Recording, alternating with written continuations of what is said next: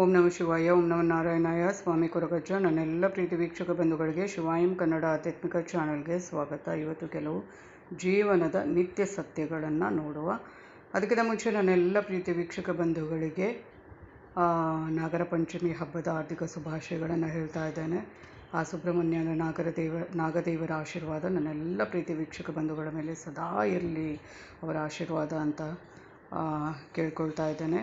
ಹಾಗೆಯೇ ಚಾನಲನ್ನು ನೋಡ್ತಾ ಇದ್ದೀನಿ, ನೀವು ಯಾರು ಸಬ್ಸ್ಕ್ರೈಬ್ ಮರ್ತಿದ್ದೆ ದಯವಿಟ್ಟು ಸಬ್ಸ್ಕ್ರೈಬ್ ಮಾಡಿ. ಸಬ್ಸ್ಕ್ರಿಪ್ಷನ್ಸ್ ಫ್ರೀ ಆಗಿರುತ್ತೆ. ವಿಡಿಯೋವನ್ನು ನೋಡೋದು ಮಾತ್ರ ಅಲ್ಲ, ಆದಷ್ಟು ಲೈಕ್ ಮತ್ತು ಶೇರ್ ಮಾಡಿ. ಆಧ್ಯಾತ್ಮಿಕಕ್ಕೆ ಜ್ಯೋತಿಷಕ್ಕೆ ಸಂಬಂಧಪಟ್ಟ ಉಪಯುಕ್ತ ಮಾಹಿತಿ ಇರುವಂಥ ಮತ್ತು ನಿಮಗೆ ಹೆಲ್ಪ್ಫುಲ್ ಆಗುವಂಥ ವಿಡಿಯೋನ ಹಾಕ್ತಾ ಇರ್ತೇನೆ. ಹಾಗೆ ಬರೀ ಸಬ್ಸ್ಕ್ರೈಬ್ ಅಂತ ಒತ್ತಿದ್ರೆ ಪ್ರಯೋಜನ ಇಲ್ಲ. ಸಬ್ಸ್ಕ್ರೈಬ್ ಅಂತ ಒತ್ತುವಾಗ ಸೈಡಲ್ಲಿ ಬೆಲ್ ಐಕಾನ್ ಇದೆ, ಕ್ಲಿಕ್ ಮಾಡಿದ ಆಲ್ ಅಂತ ಬರ್ತದೆ. ಕ್ಲಿಕ್ ಮಾಡಿದ್ರೆ ನನ್ನೆಲ್ಲ ವಿಡಿಯೋ ನೋಟಿಫಿಕೇಷನ್ ನಿಮಗೆ ಬೇಗ ಸಿಗುತ್ತೆ, ಹಾಕಿದ ತಕ್ಷಣ ಸಿಗುತ್ತೆ. ಹಾಗೆ ಇನ್ನೊಂದು, ನಿಮಗೆ ಏನಾದರೂ ಸಮಸ್ಯೆ ಇದೆ ನನ್ನ ಜೊತೆ ಹಂಚ್ಕೋಬೇಕು, ಅದಕ್ಕೆ ಏನಾದರೂ ಪರಿಹಾರ ಬೇಕು ಅಂದರೆ ಖಂಡಿತವಾಗ್ಲೂ ಸಮಸ್ಯೆಯನ್ನು ಬರೆದು ಕಳುಹಿಸಿದೆ. ರಾಶಿ ನಕ್ಷತ್ರದ ಜೊತೆಗೆ ಗೊತ್ತಿಲ್ಲ ಅಂದರೆ ಡೇಟ್ ಆಫ್ ಬರ್ತ್ ಹಾಕ್ಬೋದು. ಕರೆಕ್ಟಾಗಿ ಪ್ರಶ್ನೆ ಇರಬೇಕು.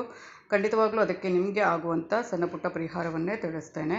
ಹಾಗೆಯೇ ಯಾರಿಗಾದರೂ ನನ್ನ ಚಾನಲ್ ಮುಖಾಂತರ ಒಳ್ಳೆ ರೀತಿಯಲ್ಲಿ ನಿಮ್ಮವರಿಗೆ ವಿಶ್ ಮಾಡಬೇಕು ಅಂದರೆ ಅದನ್ನು ಕೂಡ ಹಾಕ್ಬೋದು.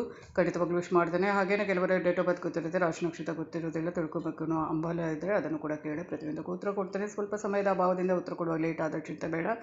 ಹಾಗೆಯೇ ನಾನು ನಿಮ್ಮ ಜೊತೆ ಯಾವತ್ತಿರುತ್ತೆ, ನಾನು ನಂಬಿರೋ ಶಿವದೇವರ ಕುರುಕ ಜೊತೆ ಆಶೀರ್ವಾದ ನನ್ನೆಲ್ಲ ಪ್ರೀತಿ ವೀಕ್ಷಕ ಬಂಧುಗಳ ಮೇಲೆ ಸದಾ ಇರುತ್ತೆ ಅಂತ ಹೇಳ್ತಾ, ಮನಸ್ಸಿನಲ್ಲಿ 100 ಆಲೋಚನೆ ದುಃಖ ಇದ್ದರೂ ನಗುವ ಮುಖ ನೋಡಿ ಮನ ನುಡಿಯಿತು, ಏಕೆ ಈ ನೋವಿನಲ್ಲೂ ನಗು, ಆಗ ನಗು ನುಡಿಯಿತು, ನನಗಾಗಿ ಅಲ್ಲ ನನ್ನವರಿಗಾಗಿ. ಎಷ್ಟು ಚೆನ್ನಾಗಿದೆ ಅಲ್ವಾ. ಮರದ ಎಲೆ ಉದುರಿ ಬೀಳುವಾಗ ಮನುಷ್ಯನಿಗೆ ಒಂದು ಒಳ್ಳೆಯ ಸಂದೇಶ ನೀಡುತ್ತದೆ. ಹೇ ಮನುಜ, ನೀನು ಹೊರೆಯಾದರೆ ನಿನ್ನವರೇ ನಿನ್ನನ್ನು ದೂರ ಮಾಡುತ್ತಾರೆ ಎಂದು.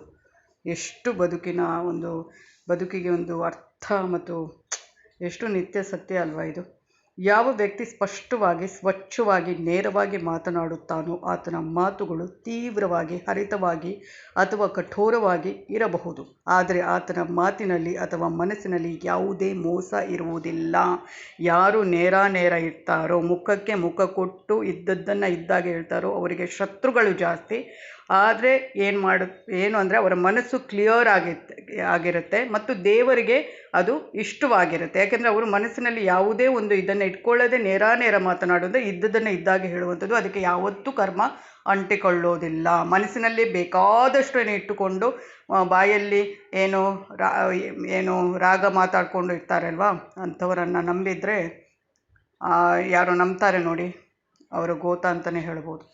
ನಮ್ಮ ಸಂಸ್ಕಾರಗಳು ಒಳ್ಳೆಯದಾಗಿದ್ದರೆ ನಿಶ್ಚಿತವಾಗಿ ಸಫಲರಾಗುತ್ತೇವೆ. ಏಕೆಂದರೆ ಹಣವು ಕರೆದುಕೊಂಡು ಹೋಗದ ಶ್ರೇಷ್ಠ ಎತ್ತರದ ಜಾಗಕ್ಕೆ ಒಳ್ಳೆಯ ಸಂಸ್ಕಾರಗಳು ಮಾತ್ರ ಕರೆದುಕೊಂಡು ಹೋಗುತ್ತವೆ. ಎಷ್ಟು ಚೆನ್ನಾಗಿದೆ, ನಿಜ ಕೂಡ.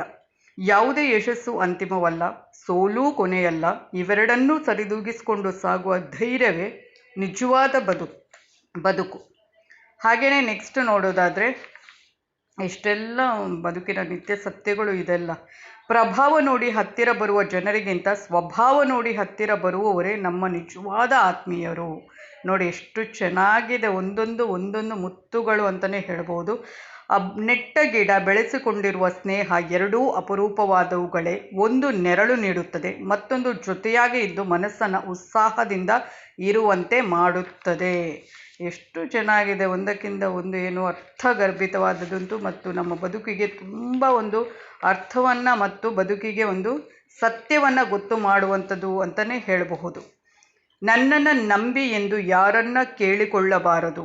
ನಮ್ಮ ನಡೆ ನುಡಿಯಿಂದ ಬೇರೆಯವರೇ ನಮ್ಮನ್ನು ನಂಬುವಂತಾಗಬೇಕು ಅಲ್ವಾ. ಚಾಡಿ ಹೇಳಿ ಒಬ್ಬರಿಂದ ಒಬ್ಬರಿಗೆ ಕಲಹಗಳನ್ನು ತಂದಿಡುವವನು ಚಾಡಿ ಯಾರೋ ಒಬ್ಬರಿಂದ ಒಬ್ಬರಿಗೆ ಹೇಳ್ಕೊಂಡು ಇಲ್ಲ ಸಲ್ಲದನ್ನೇ ಹೇಳ್ಕೊಂಡು ಅವರಿಬ್ಬರ ನಡುವೆ ತಂದಿಡ್ತಾನೆ ನೋಡಿ, ಅವನು ಬೇರೆ ಪಾಪಕರ್ಮಗಳನ್ನು ಮಾಡಬೇಕಾಗಿಲ್ಲ. ಅವನಿಗೇನು ಚಾಡಿ ಹೇಳ್ತಾನೆ, ಇಲ್ಲ ಸಲ್ಲದನ್ನೇ ಹೇಳ್ಕೊಂಡು ಅವರವರಲ್ಲಿ ಬೇರೆಯವರ ನಡುವೆ ಮಧ್ಯದಲ್ಲಿ ಜಗಳ ತರ್ತಾನೆ ನೋಡಿ, ಅವನು ಮಾಡುವುದು ಮಹಾ ಅಪರಾಧ, ಮಹಾ ಪಾಪ ಅಂತಲೇ ಹೇಳಬಹುದು.